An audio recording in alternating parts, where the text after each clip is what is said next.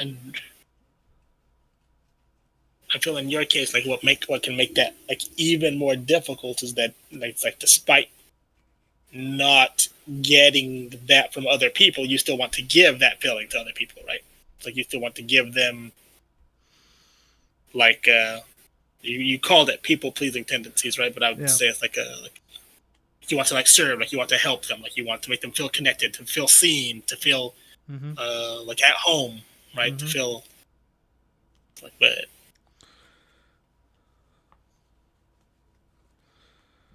it's like that your FI as like in your life experience are constituted in such a way that it's virtually impossible for anybody to reciprocate. Yeah. Yeah. So I can't really give people what they need, I guess. So it's kind of like I guess this is another reason why I give the answers the way that I do, is cuz like, the short simple answers. No, one of the reasons is the long paragraphs, but you bringing up another reason is cuz like, I can't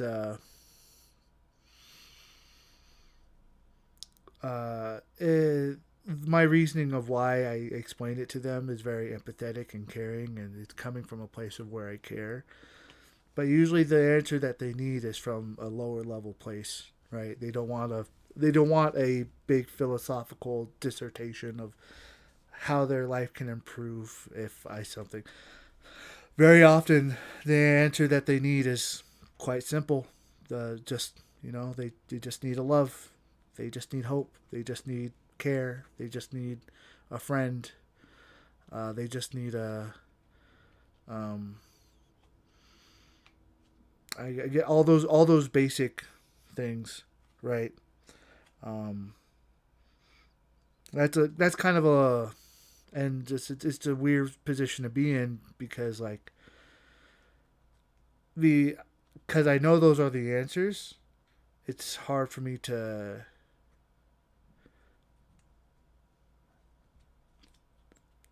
and I don't know the way that I convey the answers. I understand that they don't come off as charismatically as they could as well. And so it's like there's always a person with a closer connection that needs to share that lesson to them than me. So it's just a weird position to be in. Um, yeah.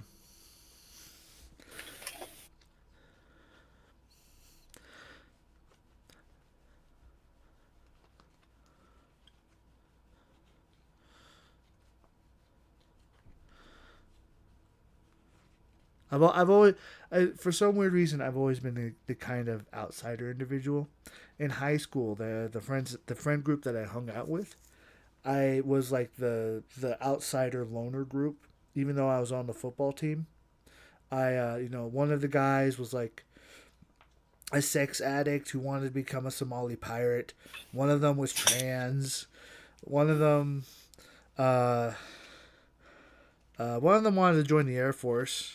Um, so and like, but like during the time is like I didn't really get along with them. I just kind of nodded my head, pretended to laugh, pretended to smile when I wanted to. Trying to be friendly, trying to be nice, but I was like literally the entire time just a ball of just anxiety. So yeah, yeah. High school, I was the loner jock, which is a really weird dynamic to be in. So I'm just a, I'm just, I'm just a weird dude, man. Like the way I see things, the way I've gathered information, the way I process information, uh, the way I see things, the way I try to tell people what to do, the lessons that I've learned, the way that I've learned them, um, and recognizing that like in order for people to learn the lessons that I've learned, they kind of just have to discover it for themselves. Not to say that I'm like smarter than anyone or wiser than anyone, but more just like the reality check, right? That just like the experience is like like reality is truer than truth, I guess. you know What you experience is the realest thing you'll ever experience. Um, you learn more by doing than by thinking about doing, right? All those kind of lessons where and then like in the back in the LC common server, we have these long um, like philosophical debates about the nature of determinism and free will and experience and what's the meaning of life. And I'm just like, look, man, you're you're going to you have opinions on all of these, and that's fine. But you're going to go back and forth because there's no concrete evidence about which is which and how is why and why. Which philosophy you end up is going to be based on how you feel and what you believe. And so, like, the person you're supposed to be is the person like you're supposed to be, I guess. Live your truth. Um, and what sucks is that sounds like a level 6 philosophy, right? Live your truth, right? Just be who you are. But it's not. I'm coming from like that level 9 framework where it's just like be your best self. Rules still exist. We have systems that are in place for a reason. We have nice things for a reason. But like what you do matters more than what you think you're going to do. So, yeah, just yeah. You got me monologuing. Careful now. Something you said, it kind of took me back to see, it was you said like even with greater levels of awareness, it's like the world would still be exactly the way Yeah. it is right now, right? Because it's like everybody believes what they want to believe and does what they want to do. Mhm. Mhm. And at level, like, I guess the difference between level 6 and level 9 is level 6 is, in some sense, it's like kind of forgets why the gate was put there in the first place many times. It's like there are no rules. Yeah. There are, but like they kind of like mentally they like there are no rules, there are no boundaries. Everything is one. Is like anything can be everything. Is like there are no. It's like just why Like can't the we all just get along? like Why can't there we just make stuff up? like there's no gender. There's no Yes, yeah. there are no boundaries. There's there no are no borders. There yeah. are no ethnicities. Right? There are no religions. It's like let's just get together and make a church that unites all the denominations. Right? And Mhm. so and then level 9 is like it's more like it says yes, do whatever you want, be who you are, be whatever you want, but understand all the interconnecting pieces that make that thing what it is and how it's likely to affect you. It's like if you punch drywall, you're going to get one. You're going to if you punch a brick wall, you're going to feel one thing. If you punch Yeah. a cardboard wall, you're going to feel something else. And it's Yeah. like that applied. And so it's kind of like do as you wish, just know what you're doing, Yeah. and then know how the universe is going to is most likely going to respond, and then how you're going to respond to the universe, and how the universe is going to respond to your response, right? And Yeah. just kind of that dynamic flow. But it so yeah, like level 6 and level 9 say the same thing. They're not really saying the same thing. Yeah. The conclusions are the same, but the mental framework or the mental processes behind it to come to that conclusion are very different. So, yeah. And I guess since we're on it, all the levels are like that, where they'll reach conclusions that sound like other levels, but you have to kind of read between the lines and understand where that conclusion is coming from. And then when you can understand that, then you're like, okay, all right, that's why they're doing that. That's why they're saying that. That's why they're thinking that. So it's a lot of intuition involved. So, but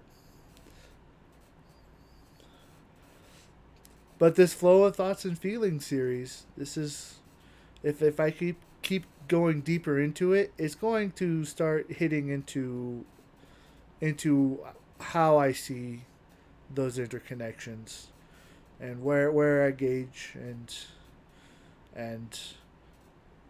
how I make those connections, right? And I'm not always 100% accurate because I can't predict every mental framework or pathway because I don't know the individual, right? I can only make a best guess assumption based on what they say for every interaction. Um, but yeah, that's kind of what I do. Is that based on how you say it and what you say, I'm like, okay, because they said it this way, then for and structured it this way, I can see, and they chose specific words and structured it in a certain way. That's why they're coming to this conclusion, and that's the depth of their logic, basically. So it's kind of complex, I guess. So In other words, you're going to start giving, I guess, illustrations of what the flow of thoughts and feelings looks like when you do it. Like, yes. here's my understanding of what's happening, and then it's like, okay, in my color theory, or when I'm trying to type somebody, or when I'm just talking to somebody, I want to understand their level. I want to understand their motivations for believing their worldview. Mm-hmm. This is what I do, and then you can be like, example, when I was talking to, and then you get whatever name, and like, and this is how the discussion went, and this let me know this, and this let me know that, and this is how I figure, right? And it's like you show like an external example of what it is that of what it looks like when you draw that path out in an individual, or in a, like, for example, you're going to do this video on food industry, right? Eventually. Eventually, yeah. And that'll be an example of that, right? Yeah. It'll be like thoughts and feelings, right? You're gonna trace. It'll be like the flow of thoughts and feelings in the food industry. Like when you get a group of humans together with these motivations, Yeah. management, they do this. Workers, they do this. It's like corporations, it's like taxes, blah blah blah blah blah blah blah blah. Yeah. Right? It's like pleasure here, pain, more pleasure. Then you can tell by their actions what they're trying to protect, what they're trying to gain, why they're trying to gain it, and then you map. And then you look like that guy, that crazy guy in that GIF with all those papers on the wall, and the red string everywhere, and you're like, Yeah. Basically. Basically. Yeah. Oh man. So oh, I've been loving it. I've been loving the stuff you've been putting out. yeah, I'm glad you're enjoying it. I hope it's helping, and I hope it's connecting things for you at least. So so yeah, the next flow and thoughts and feelings video I'm planning on doing is going to be the problem with psychology and the atomic Mm, layer. So that'd be super cool. yeah, so and I think I have to mention them just as to set kind of a baseline that like as we move forward into this, I can't like basically it's a baseline of like these are the issues that we can't resolve, but we still have our best fit model that we can still create, right? So I've been Based trying to upon, formulate an idea in my head, so like the placebo effect, right? yeah, The placebo effect isn't involved in typology as well at all. Why is that? Well, because it's universal. It doesn't involve typology at all. Like you can make a connection, but normally the connection is how do typology like what different types how do they relate to the placebo effect? It's not like the other way around where it's like certain types don't experience the placebo effect. So everyone is everyone gets hit by the placebo effect. The typology aspect would be they get hit by it in a different way. So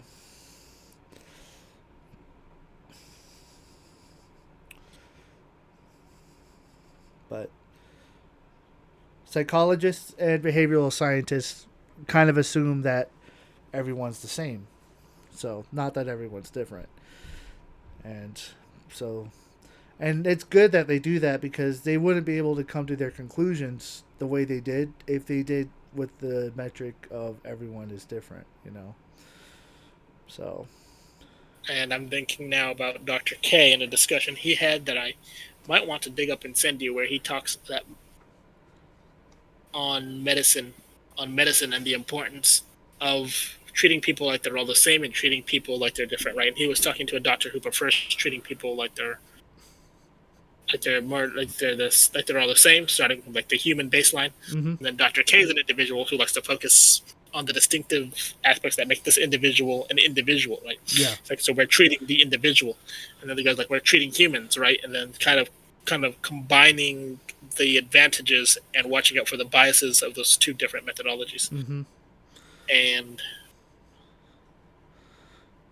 I don't know, it's a 2-hour video. Yeah.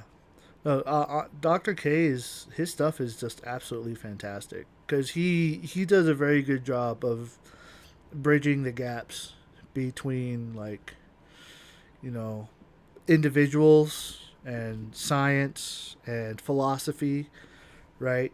Where the way he discusses information, just on some of the videos I've mentioned, is kind of like uh, he doesn't flat out say that anything is wrong, right? Like he comes like he himself or Dr. K himself, uh, I believe is a Buddhist or a Taoist. He talks about like the different like I don't know all the terminology, but he'll take his philosophical perspective and explain ego, and then be like ego and science. This is when we have an ego. This is what's happening in our brains as we explain it. You know, he doesn't really get into the typology stuff though, which is fine. He has his own typology methodology, Yeah, um, that is based in like Hindu terminology. yeah. It's kind of cool. But you know what? I'll send it to you. Maybe I'll send it to you tonight before I go to sleep, Okay. so you can kind of look at it. Yeah. All right.